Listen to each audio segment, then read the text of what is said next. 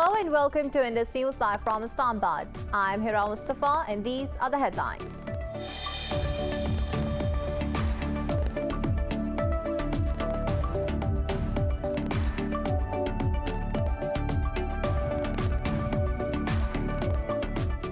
At least 36 people have died and 72 others are injured when a train derailed in a tunnel in eastern Taiwan. The Transport Ministry said the train derailed after hitting a truck in the island's worst rail disaster in 4 decades. The train was traveling from Taipei to Taitung, carrying mostly tourists.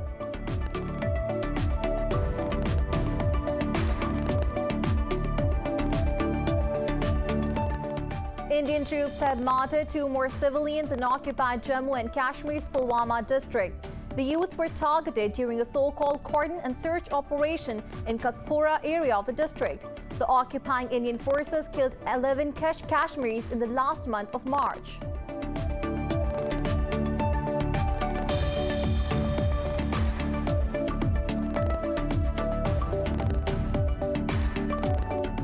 In Myanmar, pro-democracy activists have vowed to continue protest despite the internet shutdown and bloody crackdown. Earlier, the UN Security Council strongly condemned the deaths of hundreds of civilians.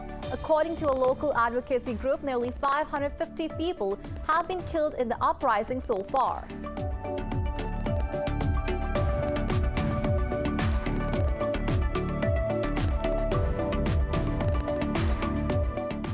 British drug regulators say they have identified 30 cases of rare blood clotting after the use of the AstraZeneca COVID-19 vaccine.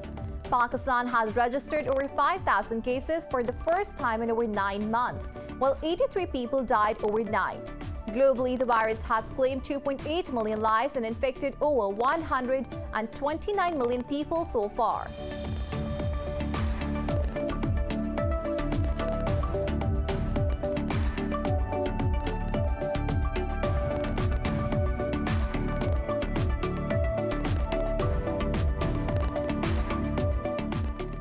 And in cricket, Pakistan and South Africa are set to face each other today in the first of 3 ODI match series at Centurion.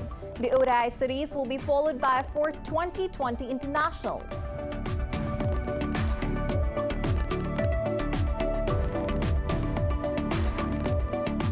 Pakistan's tennis legend Khwaja Saeed has passed away after a protracted illness at the age of 91. He was the first Pakistani to reach the main draws of the Grand Slam Wimbledon Championships. In an outstanding career, Saeed High captained Pakistan's Davis Cup team as many as 32 times.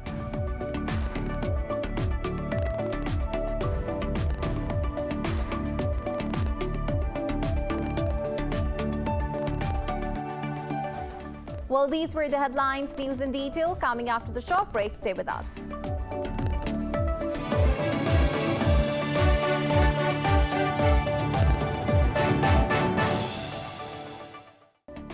Welcome back. Now the news in detail. At least 36 people have died and 72 others are injured when a train derailed in a tunnel in eastern Taiwan. The Transport Ministry said the train derailed after hitting a truck in the island's worst rail disaster in 4 decades. The ministry said the train was traveling from Taipei to Taitung, carrying mostly tourists. The fire department said nearly 100 people have been evacuated, with around 70 still trapped in train carriages. They said over 40 people have been taken to the hospital, while the rescue operation is still underway. Indian troops have martyred 2 civilian youths in occupied Jammu and Kashmir's Pulwama district. The youths were targeted during a so-called cordon and search operation in the KOK-BORU area of the district. Till the last reports came in, the inhuman cordon and search operation was still going on. The occupying Indian forces have killed 11 Kashmiris and arrested over 100 over the past 30 days. In March, 51 youths were critically injured due to use of brute force by the Indian troops. The EU says officials from Iran, China, Britain, Russia and 2 other states will discuss a possible U.S. return to the 2015 nuclear deal today. Brussels says political director of the European External Action Service, Enrique Mora, will chair the joint commission.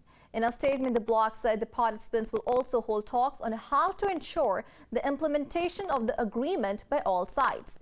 The U.S. State Department has welcomed the initiative, terming it a positive step. President Joe Biden's administration has been seeking to engage Iran in talks about both sides resuming compliance with the deal. The two sides are locked in a standoff over who should move first to salvage the nuclear agreement. The coalition in Yemen says it has destroyed 2 missiles launched by Houthi rebels. It says the missiles were aimed at southern Khamis Mushad city of Saudi Arabia.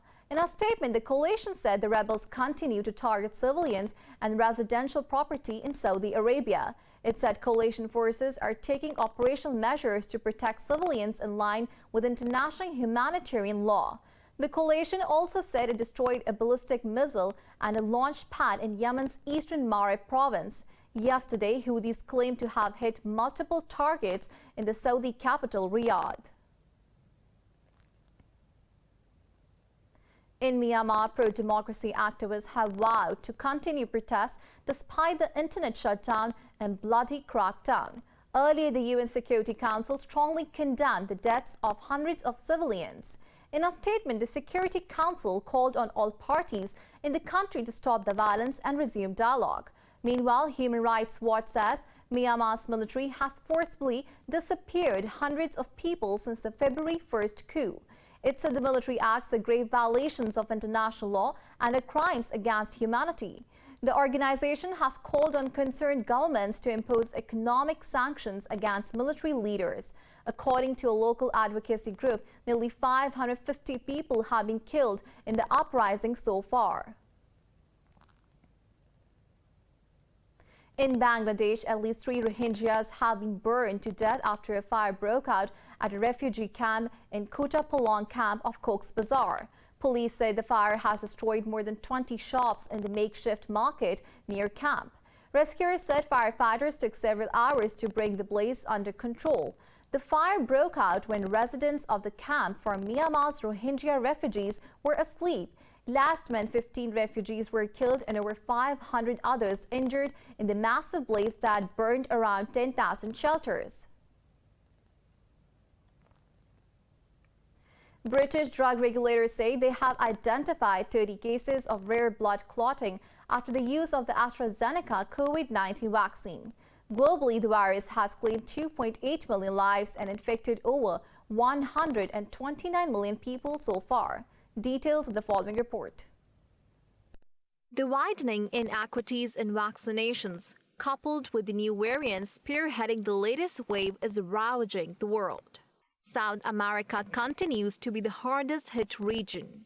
Chile has closed its borders and tightened an already strict lockdown as cases climb past 1 million despite one of the world's fastest vaccination rates. The Brazilian city of Sao Paulo has sped up efforts to empty old graves to make room for soaring deaths. The U.S., however, continues to herald the promising developments as the U.S. inches closer to 100 million people getting at least one shot of COVID-19 vaccine. On the other hand, the WHO says the COVAX facility distributing vaccines to poorer countries is facing serious challenges to meet the demand. The clock is still ticking on vaccine equity.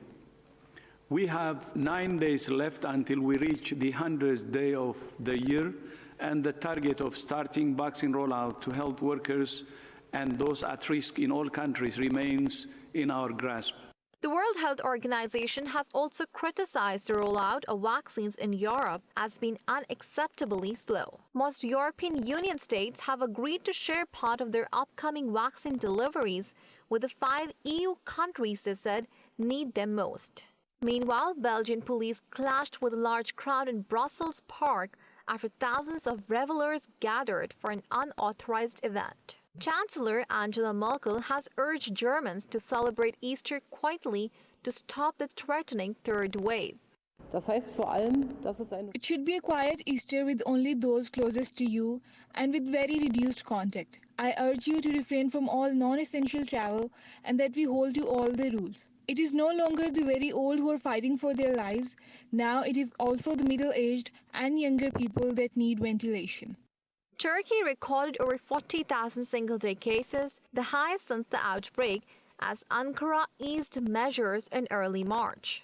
Over in Australia, the vaccine rollout in old homes has been a disaster, while authorities probe a blood clotting disorder case. A 44-year-old man was admitted to a Melbourne hospital with a possible clotting days after receiving the AstraZeneca vaccine. In Pakistan, more than 5,000 people tested positive for COVID-19 in the past 24 hours, highest since last June. The health ministry said over 5,200 cases contracted the virus, while 83 died overnight. The country's death tally has surpassed 14,600. The ministry said more than 678,000 people have been infected across the country, whereas more than 607,000 have recovered so far. At the moment, there are over 56,000 active cases in the country, while the country's positivity rate is hovering above 10%. France has welcomed Saudi Arabia's Middle East Green Initiative, recently announced by Crown Prince Mohammed bin Salman to combat climate change. In a phone call with the Crown Prince, French President Emmanuel Macron promised all possible efforts to help achieve the goals. Saudi state media said both leaders asserted that the plan is one of the most ambitious global initiatives to combat climate change. It said the two leaders also discussed the impact of climate change on economic, social, and health sectors. Prince Salman is engaged in active green diplomacy lately to garner backing for his plan to plant billions of trees in the region. Escaping from poverty and violence and hoping for a better future, tens of thousands of migrants have trekked to the U.S. border recently. However, the hardships of this expedition have made their lives miserable. Details in the following report. For years, thousands of illegal migrants have been seeking to cross into the U.S., mainly from Guatemala, Honduras, El Salvador, and Ecuador through Mexico. Being racked with poverty, violence, and infiltrated by drug cartels, the residents of these places are left with no other choice but to leave. However, having been dependent on human smugglers and the various other physical and legal hindrances make their journey towards a better life no less than hell. In a recent appalling incident, smugglers dropped two little girls from the top of a 14-foot wall into the middle of the desert on the U.S.-Mexico border. It is just a reflection of a broken immigration system, a failed strategy, the results of which are not circumstantial. For years, migrants, families, children have been exposed and they are at risk. Smugglers without any scruples are hired, so we can't blame the families. There is no solution because the immigration situation, children and families have always been treated as a police matter. U.S. President Joe Biden's administration condemned the actions of the smugglers. White House spokesperson Jen Psaki called the traffickers as morally reprehensible, while urging the migrants to not come to the U.S. However, such statements do not seem enough to stop the desperate people who have chosen a very difficult path to fulfill their American dream. In Kyrgyzstan, teams have gathered to participate in a local competition of KOK-BORU, a game similar to polo where a dead ghost is used instead of a ball. Details in the following report.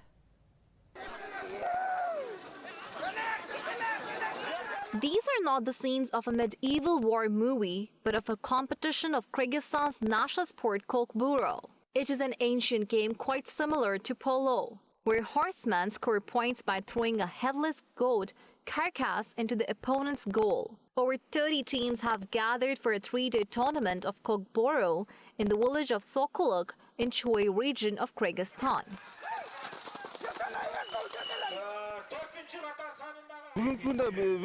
As you can see, the traditional Kyrgyz game is going on. This winter we played games between different generations, villages and areas. As one of Central Asia's most dangerous sports, KOK-BORU is not for the faint-hearted. Not only does it require incredible strength and skills, but also courage. Athletes also keep themselves well protected, as they are just one slip away from a serious injury if they fall off their horse. The goat weighs around 35 kilograms. When it absorbed mud, it got all 40 kilos. The soil is heavy and wet. The goat is heavy and hard to lift. Good luck to the other teams.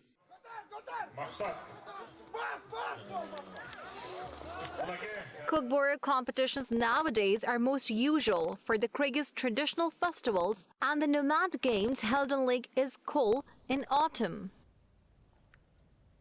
More news stories coming up after the short break. Stay with us.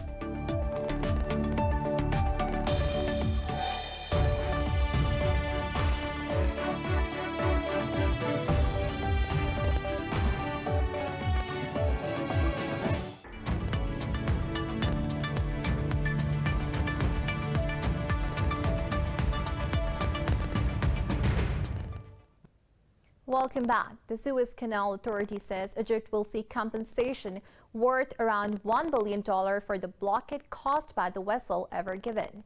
Authorities chairman says the amount is an estimate of losses linked to transit fees, damage to the waterway and salvage efforts. In an interview, Sama Rabi said compensation is Egypt's right and the incident hurt the country's reputation. He did not specify whom the authority will seek the compensation from. Evergreen Marine Corporation says it is not responsible for delays of cargo. Its president, Eric Shea, ruled out the possibility of the company paying compensation. The 400 meters long 224,000-ton Panama flagged ship ran around and blocked the navigation for almost a week. Most markets in the Asia-Pacific region are shut on the eve of Good Friday, while those operating today have gained. Investors continue to ride the wave of positive sentiment created at the start of the second quarter yesterday. Leading the gains, the Nikkei 225 in Japan has added nearly 1.5%. Seoul's Kospi edged up marginally. In mainland China, the Shanghai Composite was up close to 0.5%, while the Shenzhen Component gained just about 1%. Markets in Australia, Hong Kong, India and Singapore are closed for Good Friday.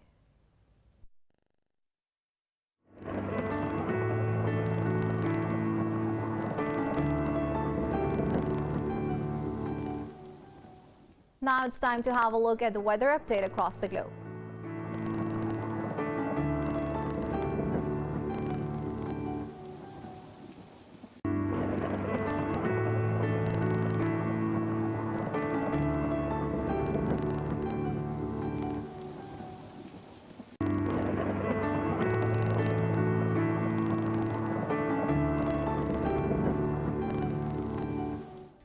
For the latest updates, you can follow us on social media at indus.news.